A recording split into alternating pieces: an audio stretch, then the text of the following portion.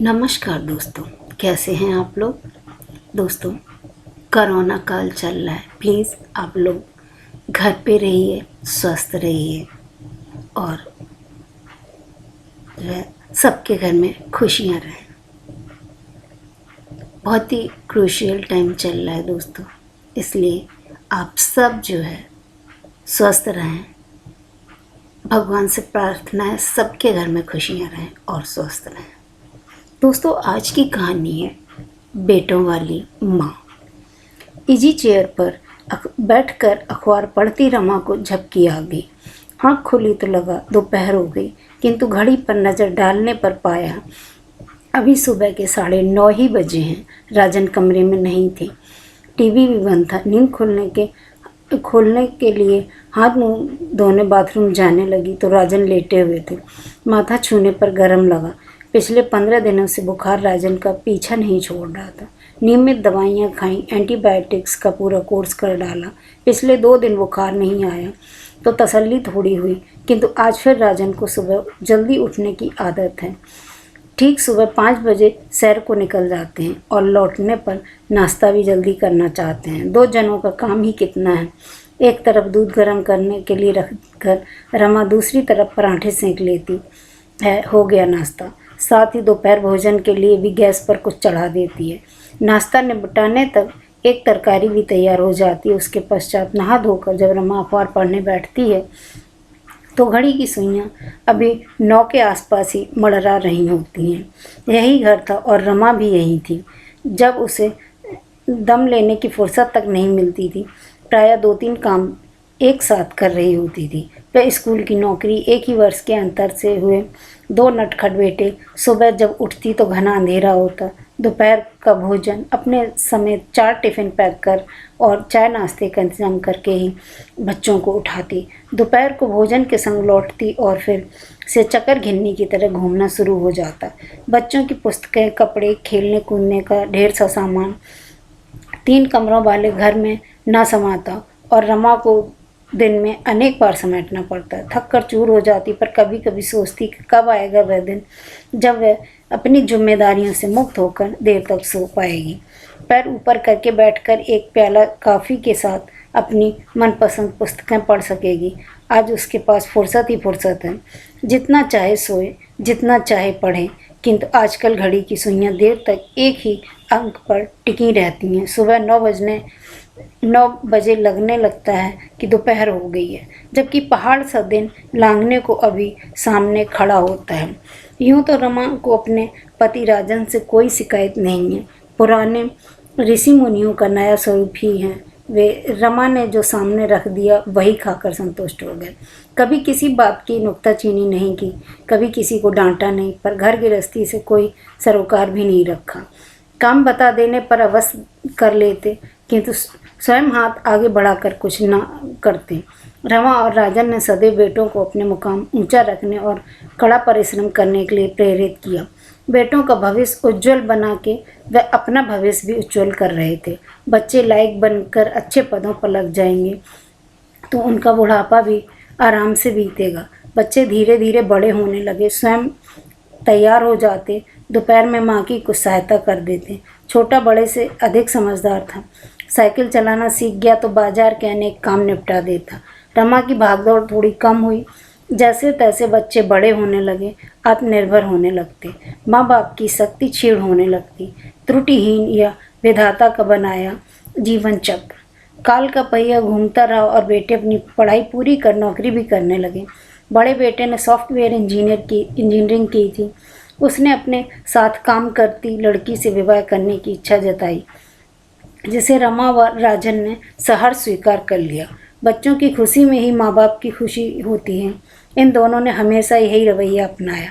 नवविवाहित जोड़े को अपने देश से बाहर एक विशाल पटल नजर आ रहा था। अपने पंख पसारने के लिए वहाँ विकास के अनेक अवसर थे। उच्च जीवन शैली थी। सो विवाह के उपरांत दोनों अमेरिका चले गए। रमा ने सोचा बेटे का विवाह करके घर में रौनक आ जाएगी। अभी तक वह 3 पुरुषों के बीच अकेली स्त्री थी। बहू आ जाने पर पहनने ओढ़ने की, बाजार जाने की संगनी मिल जाएगी जो एक बेटी की कमी पूरी करेगी। पर हुआ उसके विपरीत। बेटा भी घर से चला गया। कुछ समय के लिए उदास जरूर हुए, पर फिर रमा राजन ने एक दूसरे को समझ लिया। अनेक परिचितों के बच्चे विदेश जा बसे हैं। वे छुट्टियों में घर आने पर ढेरों उपहार लाते हैं। रमा की सखियां विदेश हो आई थीं और वहाँ के अनेक रोचक किस्से बयान करती थीं। हर स्थिति के दो पहलू होते हैं, सोचकर उन्होंने तसल्ली कर ली, अपने मन को समझ लिया। और फिर छोटा बेटा तो पास था ही। छोटे ने शल्य चिकित्सा में एमडी की थी। उसे लगने लगा कि यहाँ तो उसे पैर जमाने में बहुत समय लगेगा। बालक जैसे दिखने वाले सर्जन के पास नाक कान छिदवाने वालों के सिवा कोई आएगा? उसे लगा नाम के आगे विदेश की एक डिग्री लग जाएगी तो बहुत बड़ा फर्क पड़ जाएगा। प्रयत्न करने पर उसे इंग्लैंड में जाने का अवसर भी मिल गया। डिग्री लेकर वह लौट आएगा, ऐसा उसने पक्का आश्वासन दिया। इंग्लैंड में किसी गोरी मैम के चक्कर में न पड़ जाए, इसलिए रमा ने विवाह करके जाने की इच्छा व्यक्त की और बेटे के अनुरूप एक डॉक्टर लड़की की तलाश ली। विवाह कर वे दोनों इंग्लैंड चले गए। छोटे के जाने के बाद बड़े की अनुपस्थित में नए सिरे से खलने लगी थी। जिस घर में कभी सामान समाता नहीं था, वह एकदम से खाली खाली लगने लगा। जो चीज़ जहाँ रखती हफ्तों वहीं पड़ी रहती। पर अभी राजन के रिटायर होने में 2 वर्ष बाकी थे। रमा के तो 5 वर्ष पड़े थे। दिन का कुछ भाग उसमें बीत जाता। सेहत भी ठीक थी। शाम को घूमने निकल जाते, कभी पिक्चर देख आते, अमेरिका और लंदन घूमाए। बच्चे भी चक्कर लगा गए। एक बार फिर उन्होंने बदलते हालात से समझौता कर लिया, पर काल चक्र तो चलता ही रहा और चलते चलते वह दिन भी आ गया जब दोनों अवकाश प्राप्त कर चुके थे। रिटायरमेंट के बाद वर्ष के कुछ माह बच्चों की प्रतीक्षा में, उनकी तैयारी में बीतते, कुछ उनके चले जाने के पश्चात उनकी बातों में। फिर भी वर्ष भी शेष हिस्सा बहुत लंबा हो जाता। शरीर में अब पहले जैसी चुस्ती नहीं रही, पर कभी कमर का दर्द परेशान करता, कभी घुटनों का।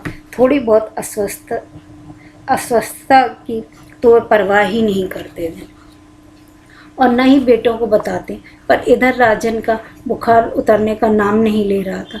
थोड़ा ठीक होने पर फिर से चढ़ जाता। टेस्ट कराने पर डॉक्टरों ने टाइफाइड बताया। हॉस्पिटल दाखिल कराया पर बेटों को इतला कर दी गई, पर दोनों में से कोई ना आ पाया। पैसे भी भेजे और फ़ोन भी हर रोज़ करते, परंतु आ नहीं पाएंगे। राजन के हाल ठीक होने के बजाय बिगड़ती चली गई। अंग एक एक करके नाकाम होने लगे। इतने बड़े हॉस्पिटल में बड़े बड़े डॉक्टर्स की देखभाल के बावजूद स्थिति आउट ऑफ कंट्रोल रही। आखिर में राजन ने अंतिम सांस ले ली। मृत्यु की खबर सुनकर छोटा बेटा फौरन आ गया। बड़ा तो तब पहुंचा जब वह दाह संस्कार भी हो चुका था। कुछ दिन आने जाने वालों का तांता लगा रहा। उठावनी और रस्म पगड़ी हो गई। रिश्तेदार जो 2-1 दिन रुककर वो भी चले गए। रात्रि भोजन के पश्चात छोटे ने बात छेड़ी, माँ तुम्हारा अकेले घर में रहना उचित नहीं है।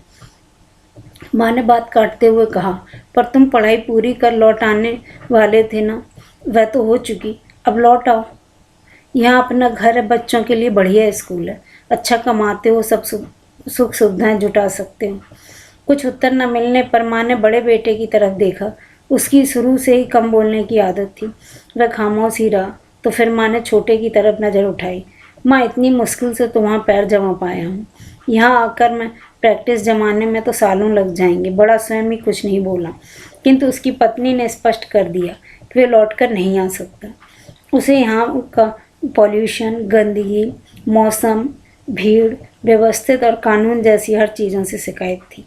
सब कुछ गलत लगता था। माँ ने कहना चाहा कि तुम यहीं पली बढ़ी हो, यहीं शिक्षा पाई है, तब तो सब ठीक था, पर अब क्या हुआ? सच तो यह है कि फैसला लिया जा चुका था।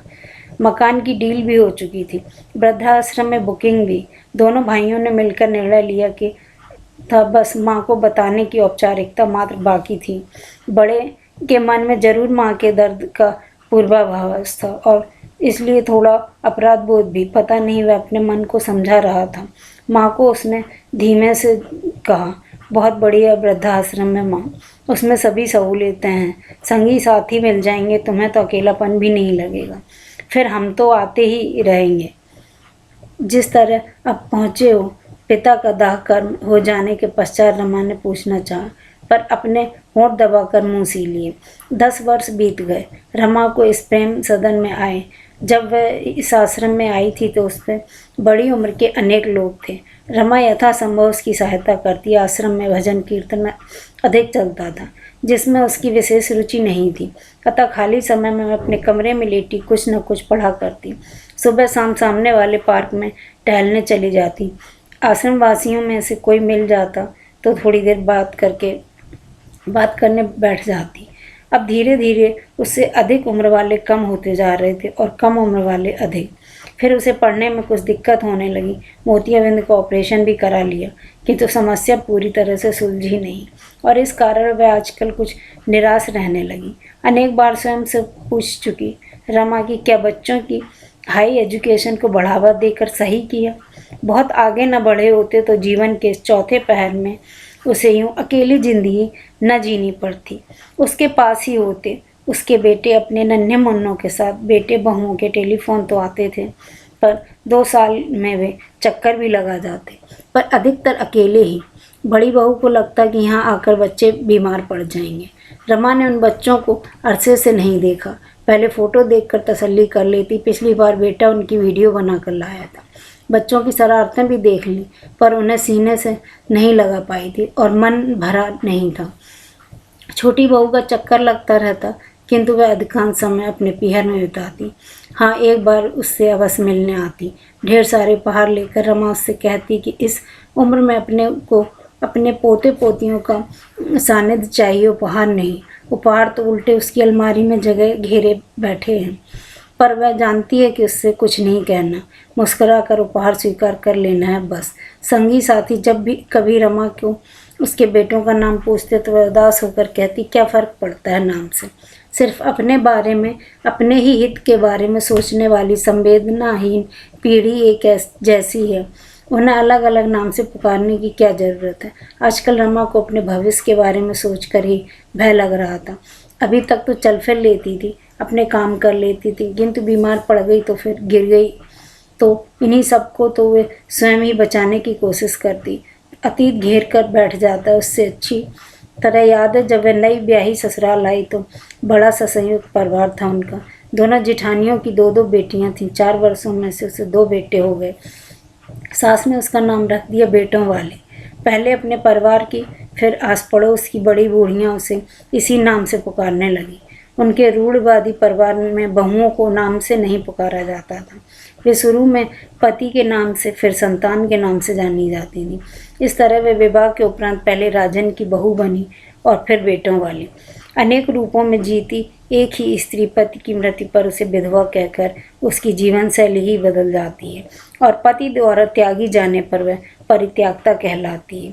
पर वह माँ जो अपने हाड़ मास से जिस बच्चे को जन्म देती है, जिसके विकास के लिए एक एक पल हिसाब रखती है, अपने मुंह का निवाला तक सहर्ष उसे खिला देती, वही संतान असहाय और अशक्त हो जाने पर उसे अकेली छोड़ दूर जा बैठे उस स्त्री को कहते हैं जिन्होंने उसे बेटों वाली का नाम दिया था। उनमें से आज कोई भी जीवित नहीं है, ये देखने के लिए कि यह बेटों वाली माँ आज कितनी अकेली है। दोस्तों, आप लोगों को मेरी कहानी कैसी लगी? अगर आप मेरे चैनल पर नए हैं तो प्लीज़ इसे लाइक कीजिए, सब्सक्राइब कीजिए और सपोर्ट कीजिए। दोस्तों, कमेंट करके ज़रूर बताइएगा कि आपको कहानी कैसी लगी। धन्यवाद।